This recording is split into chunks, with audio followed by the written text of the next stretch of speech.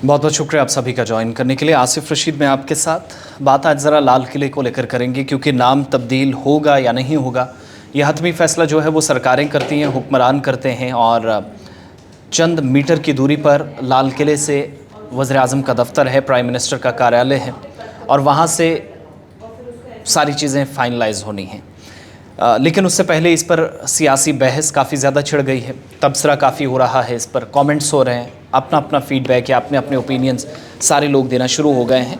और कुछ इसमें हिंदू मुस्लिम या मुगलिया सल्तनत के इतिहास की या तारीख़ को मिटाने की बात, और इस तरह के कमेंट्स भी हमारी नज़रों से बहुत गुजरे हैं। लेकिन कुछ लोगों को शायद लाल किले से भी तकलीफ़ होने लगी, और ये वही लाल किला है जो शाहजहाँ ने तो बनवाया, लेकिन मौजूदा वक्त में कुछ और ही दावे पेश किए जा रहे हैं। अब इसकी बुनियाद क्या है, हक़ाइक़ क्या हैं, ये भी समझना थोड़ा ज़रूरी है। चंद इंपॉर्टेंट पॉइंट्स मैं इस ताल्लुक़ से आपके सामने रखूँगा। और जो आज कहा गया है, प्राइम मिनिस्टर को एक मेमोरेंडम सौंपा गया है, उस मेमोरेंडम में लाल किले का नाम तब्दील करने की मांग की गई है। मुतालबा क्यों ज़ोर पकड़ रहा है? मुल्क के अंदर सियासी हालात आप देखते ही हैं, और 2024 के इंतखाबात भी सर पर हैं। तो ये हिंदू मुस्लिम, ये फसादात, वायलेंस, झड़पें, एक दूसरे पर मज़हब के नाम पर एक दूसरे पर वार पलटवार, ये सिलसिला बहुत सारे हिस्सों में मुल्क में हमने आमतौर पर देखा, और माजी में भी होता रहा है, मौजूदा वक्त में भी इस तरह की चीज़ें हमें देखने को मिली हैं, जहाँ पर लॉ एंड ऑर्डर की सिचुएशन बन जाती है। लेकिन अब क्या हुआ है? मौजू लाल किले का है, और ये वही लाल किला है जो कि एक तारीख़ी किला है। जब आप भारत के मॉन्यूमेंट्स को या जो हमारे पास हमारी जो विरासत है, उन मॉन्यूमेंट्स में से, उस विरासत में से एक हिस्सा है लाल किला। अगर इसे निकाल दिया जाए तो शायद वो इनकम्प्लीट हिस्ट्री कहलाएगी, अधूरा वो इतिहास कहलाएगा जो हम दिखाने या पेश करने की कोशिश करेंगे। और मौजूदा वक्त में तारीख़ी तौर पर मुग़ल बादशाहों की जो मरकज़ी रिहाइशगाह के तौर पर इस लाल किला को, जिसको हिंदुस्तानी लाल किला आज के वक्त में बहुत सारे लोग नाम देते हैं, क्योंकि लाल किले बहुत सारे हिस्सों के अंदर बने थे, लेकिन ये इसलिए काफ़ी मकबूल था क्योंकि यहाँ से दारुल हुकूमत चली, दारुल खिलाफा था मुग़ल हुक्मरान का भी।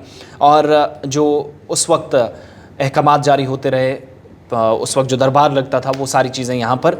और ये बाद की बात है कि इस पर सियासत काफ़ी ज़्यादा हमने देखी कि हिंदुस्तान के अंदर ही हुई। शहनशाह जो मुग़ल शहनशाह थे शाहजहाँ, दरअसल जहाँ तक हमें याद है या जो हमने पढ़ा, जब औराक़ को हम पलटते हैं, तारीख़ में पीछे जाते हैं, इतिहास को के पन्नों को पलटते हैं, तो 12 मई 1638 को लाल किले का जो कंस्ट्रक्शन का काम था, तामीराती काम था, वो शुरू हुआ। और ये काम बताया जाता है, या मौरख़ीन लिखते हैं, हिस्टोरियंस जो इतिहासकार हैं वो लिखते हैं कि ये काम तब शुरू किया गया जब मुग़ल्स ने या शाहजहाँ ने आगरा उत्तर प्रदेश से नई दिल्ली अपना तख्ता जो है वो लाने की उस वक्त प्लानिंग बनाई। यानी जो अपना कैपिटल था, मुल्क का जो दारुल हुकूमत था, वो आगरा से दिल्ली शिफ्ट हुआ। उस वक्त जब ये फ़ैसला किया गया तो असल में सुर्ख और सफ़ेद किस्म के जो पत्थर हैं, जो डिज़ाइन इसमें आपको आज भी नज़र आते हैं, जिस लाल किले को कहा जाता है, संगमरमर के यहाँ पर जो आपको पत्थर भी लगे हुए नज़र आएंगे। और उस वक्त डिज़ाइंस काफ़ी महंगे बने, चूँकि आप जानते हैं मुग़लिया सल्तनत में काफ़ी अखराजात इन मॉन्यूमेंट्स पे हुए हैं, अपने अपने दौर में सारे बादशाहों की तरफ से किए गए हैं। और असल जो सहरा है इसके डिज़ाइन का, वो या जो इसके मामार कहलाते हैं, उस्ताद अहमद लाहौरी को जाता है, जिन्होंने ताज महल भी बनाया था, उसके पूरे डिज़ाइन को सेटअप किया था। और ये क़िला शाहजहाँ के दौर में जो मुग़लिया सल्तनत की फ़न तामीर थी उसको भी उजागर करता है और नुमाइंदगी करता है बाज़ाब्ता तौर पर इस दौर जदीद में। कितनी चीज़ें पलट जाएँ, यानी वो उस वक्त का जो आर्किटेक्ट था, वो आर्किटेक्ट कैसे दुनिया भर के अंदर अपना मुनफरिद मकाम रखता है, अलग जगह बनाई, इंटरनेशनल मार्केट के अंदर छोटे छोटे पीसेस उस वक्त आर्किटेक्चर के, वो सारे कैसे अरबों रुपए में, मिलियंस बिलियंस की बात होती है, उससे नीचे कोई चीज़ मिलती ही नहीं है। और फ़ारसी महल के फ़न तामीर को हिंदुस्तानी रिवायात के साथ इसको जोड़ा जाता है, यानी जो उस वक्त हमारी विरासत थी और हमारी सकाफ़त के साथ जोड़कर ज़बानों को देखा जाने लगा, तो फ़ारसी उस वक्त काफ़ी ज़्यादा बोली, पढ़ी और देखी जाने लगी, तो उस वक्त ये सारा सिलसिला हमने देखा। कुछ और भी इस तरह की डिटेल्स हैं कि मुग़लिया सल्तनत में नादिर शाह के हमले के दौरान लाल किले का जो फ़न तामीर जो मुग़लिया सल्तनत की नुमाइंदगी करती है, कुछ ज़ेवरात थे, अहम चीज़ें थी जो यहाँ से लूटी गई। उस वक्त लूट मार हुई नादिर शाह के वक्त, और किले के ज़्यादातर जो संगमरमर का जो ढांचा था उसे नुकसान पहुँचाया गया। 1857 की जो हिंदुस्तानी ये तो 1739 में नादिर शाह की तरफ से जब बगावत की गई तो उस वक्त नुकसान पहुंचा है, लेकिन हिंदुस्तान में जब अंग्रेज़ों के ख़िलाफ़ बगावत शुरू हुई, रिवोल्ट 1857 के बाद शुरू हुआ, तो उस वक्त अंग्रेज़ों ने इसके एक बड़े ढांचे को मुनहदम भी कर दिया। जो दिफाई दीवारें थी, जिनको डिफेंस वॉल्स कहा जाता था, या चार दीवारी किले की पूरी तरीके से आज के वक्त में है लेकिन उतनी बेहतर नज़र नहीं आएगी, वो ज़्यादातर दीवारें जो थी वो गैर महफूज थी और बाद में एक गैरिजन के तौर पे से इस्तेमाल किया गया। लेकिन कुछ दीवारें जो अंग्रेज़ों के दौर में रिवॉल्ट के वक्त भी जिनको ख़त्म किया गया, जिनको नुकसान पहुँचाया गया। लेकिन अब उसके बाद एक और दौर चला, अगस्त 1947 का। हिंदुस्तान के पहले वज़ीर आज़म पंडित जवाहरलाल नेहरू ने, जो कि मरकज़ी गेट से आजकल आप देखते हैं जो प्राइम मिनिस्टर्स हैं या वज़ीर आज़म हैं वो अपना ख़िताब करते आ रहे हैं, लेकिन जो जवाहरलाल नेहरू की तरफ से उस वक्त लाहौरी गेट जो कहलाता था, उस गेट के ऊपर सबसे पहले कौमी परचम या नेशनल फ्लैग की लीजिए वो सबसे पहले फहराया गया।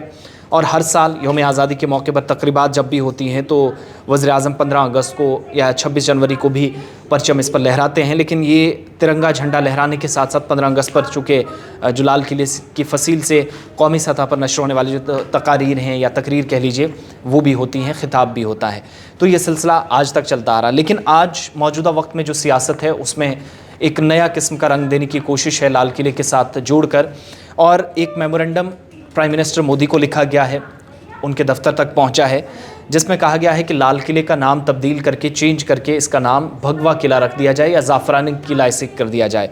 और ये पहला मौका नहीं है जब इस तरह की आवाज़ें उठी हों।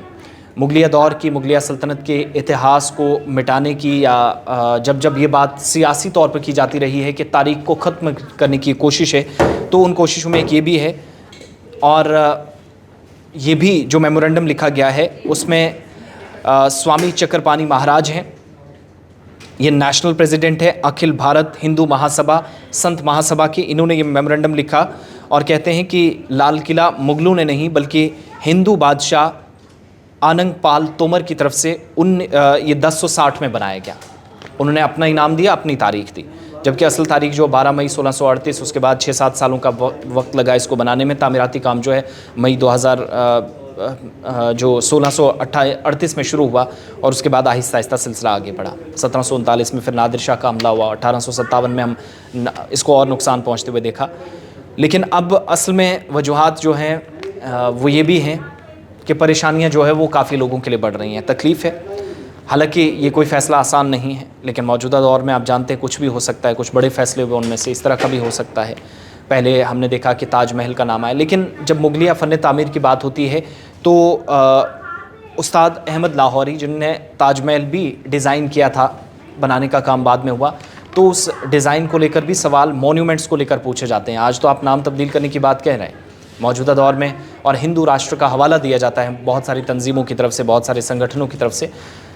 उसके साथ जोड़कर इस मामले को देखा, लेकिन सियासत इस पर इसलिए तेज़ हो रही है क्योंकि अब इसमें हिंदू महासभा भी कूद पड़ी है। और अखिल भारत हिंदू महासभा संत महासभा के जो सदर हैं स्वामी चक्रपाणी महाराज, उन्होंने ये मेमोरेंडम पेश किया है। बहरहाल हतमी फ़ैसला जो हुकूमत ने लेना है, लेकिन अभी तक की डिटेल्स और जो सियासत और जो असल इसकी तारीख़ में या जो औराक़ में इसकी चीज़ें मौजूद हैं वो आपके सामने जो फैक्ट्स हैं वो रखने की मैंने कोशिश की, और किस तरीके से वक्त गुजरने के साथ साथ इस पर सियासत होती रही वो भी एक बाइस बहस का मौजू इस वक्त बना हुआ है।